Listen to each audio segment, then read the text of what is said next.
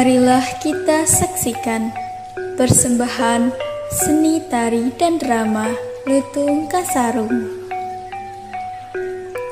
dengan tokoh Guti Irawan sebagai Prabu Tapa Agung,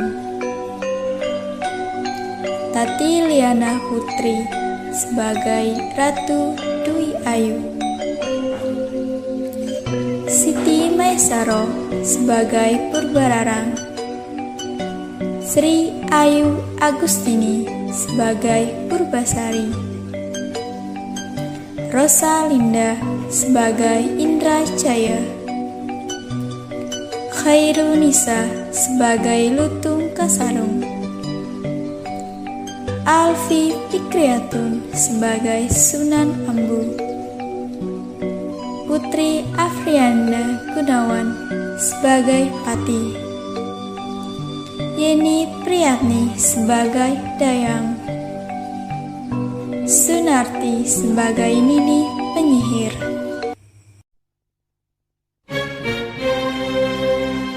Diciptakan seorang insan, lembut hati bak redup pandangan.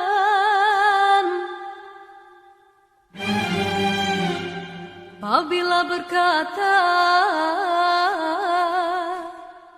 seluruh alam menyaksikan kesyahduan,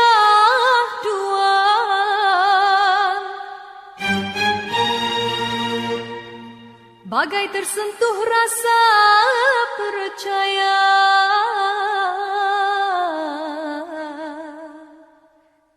Tika terdengarkan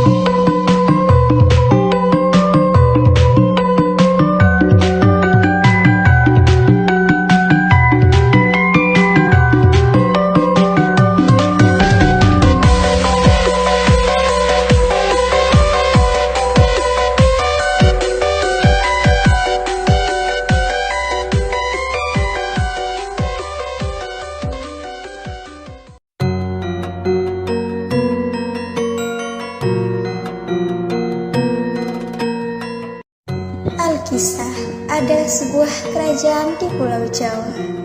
Kerajaan itu dipimpin oleh seorang raja bernama Prabu Tapa Agung, didampingi oleh seorang ratu cantik bernama Dwi Ayu. Mereka mempunyai dua orang putri bernama Purbararang dan Purbasari.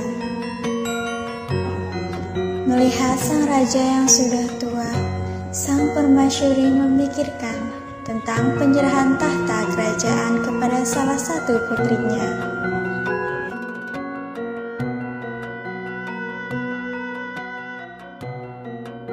Pada keesokan harinya, Prabu Tapa Agung dan permasyurinya memanggil kedua putrinya.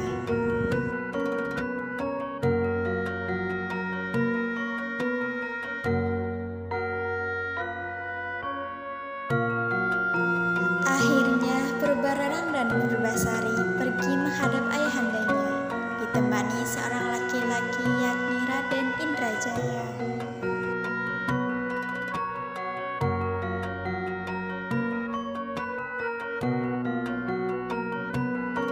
Purbararang beserta tunangannya Indrajaya merasa kesal karena keputusan Prabu Tapa Agung yang menurutnya mereka tidak adil. Hal tersebut menyulut kemarahan keduanya. Setelah berpikir panjang, akhirnya Purbararang menemukan sebuah rencana untuk mengembalikannya ke posisi yang ia inginkan.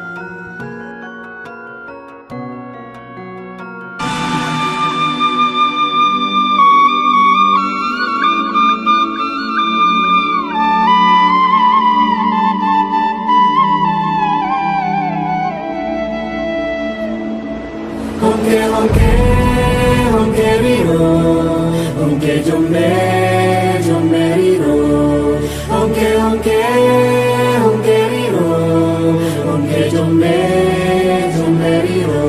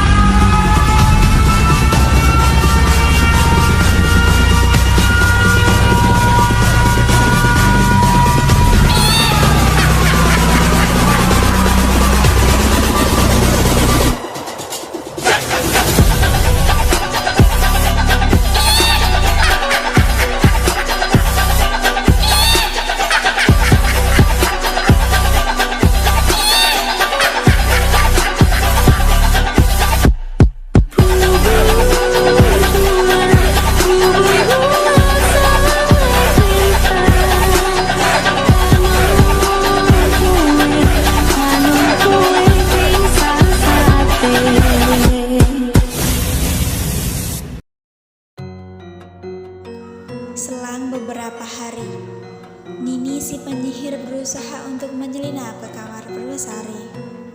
Saat ia berhasil, Nini langsung melancarkan rencana untuk mencelakai Purbasari, yaitu dengan menumpahkan bubuk racun di kasurnya.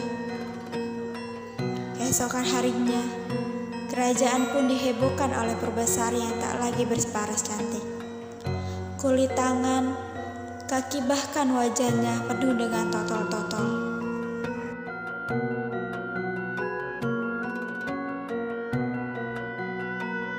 Sementara di istana, Prabu Tapa Agung dan permasyurinya sedang berbincang dengan penasihatnya, yaitu Sunan Ambu.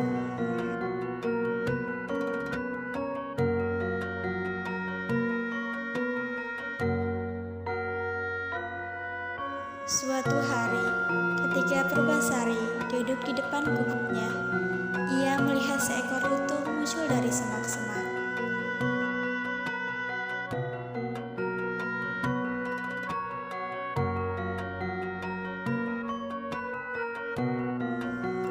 Sejak saat itu, Purbasari dan Lutung Kasarung berteman. Lutung Kasarung kini tahu mengapa seorang putri kerajaan ada di tengah hutan sendirian.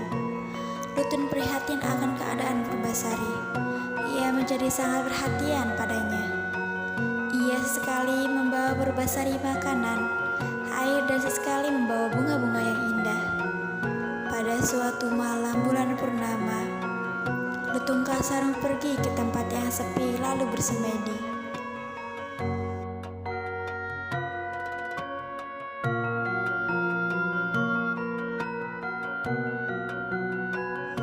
Walau ragu, akhirnya Purbasari membasuh wajahnya dengan air telaga itu. Lalu sesuatu pun terjadi pada kulit Purbasari. Kulitnya menjadi bersih dan cantik kembali.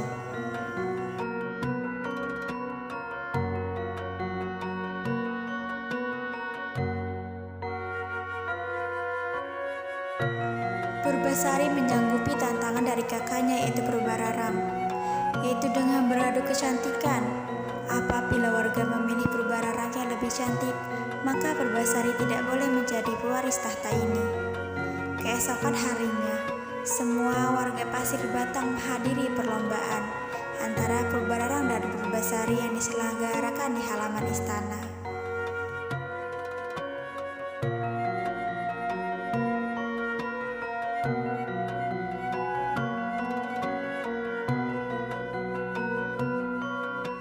Lutung Kasarung tiba-tiba bersemedi.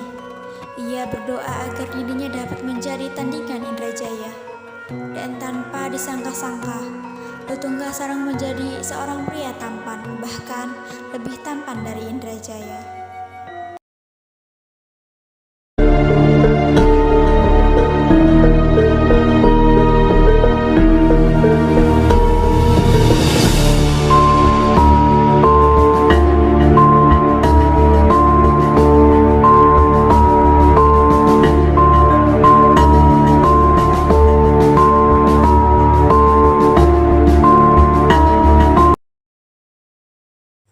Akhirnya, semua pun hidup bahagia.